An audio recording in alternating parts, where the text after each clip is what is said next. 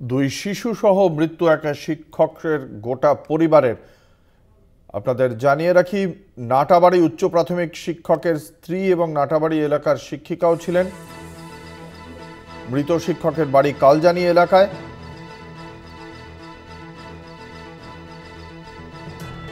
গাড়ি দুর্ঘটনায় মৃত্যু হয়েছে ওই শিক্ষকের।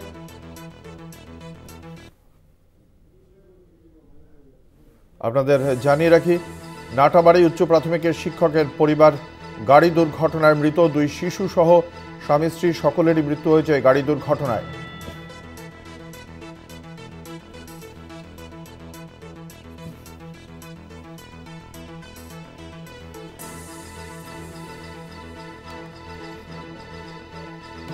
রাস্তা দেখতে না পেয়ে গাড়ি নিয়ে পুকুরে পড়ে যান ওই শিক্ষক, এমনটাই প্রাথমিকভাবে অনুমান করা হচ্ছে। মৃত শিক্ষকের বাড়ি কালজানি এলাকায়।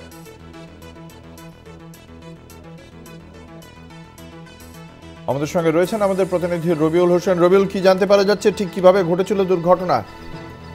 দেখো, গতকাল রাতে কিন্তু এক পারিবারিক অনুষ্ঠানে যোগ দিতে কোচবিহার থেকে তুফানগঞ্জে গিয়েছিলেন কোচবিহারের কালজানি এলাকার নাটাবাড়ি উচ্চ প্রাথমিক বিদ্যালয়ের শিক্ষক সঞ্জিত রায়। সঙ্গে ছিলেন তার স্ত্রী, যিনিও পেশায় শিক্ষিকা, এবং তার দুই সন্তান। এবং পরিবার সূত্রে যেটা জানা যাচ্ছে, একেবারে অনুষ্ঠান বাড়ি থেকে ফেরার পথে ঘন কুয়াশার কারণেই কিন্তু তিনি রাস্তা দেখতে পাননি, এমনটাই পরিবারের লোক দাবি করছেন। এবং একেবারে গাড়ি নিয়ন্ত্রণ হারিয়ে রাস্তার পাশে পুকুরে পড়ে, এবং তারপরে কিন্তু প্রত্যক্ষ স্থানীয়রা প্রাথমিকভাবে উদ্ধার কার্য চালায় এবং একেবারেই সেই দম্পতিকে সেই পুকুর থেকে উদ্ধার করে উপরে তুললে তাদেরকে সেখানে মৃত অবস্থায় দেখতে পাওয়া যায়। এবং একেবারে বাচ্চা দুটিকে কোচবিহার মহারাজা জিতেন্দ্রনারায়ণ মেডিকেল কলেজ এবং হাসপাতালে সেখানে নিয়ে যাওয়া হয়, এবং সেখানে নিয়ে গেলে কর্তব্যরত চিকিৎসক তাদেরকে কিন্তু মৃত বলে ঘোষণা করে।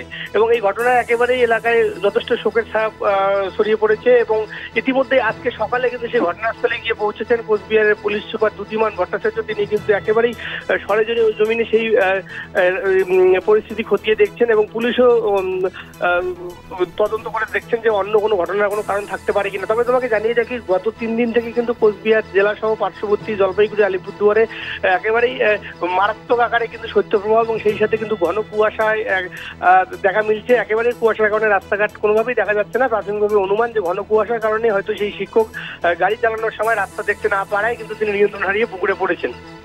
ধন্যবাদ। আমাদের সঙ্গে ছিলেন আমাদের প্রতিনিধি রবিউল হোসেন।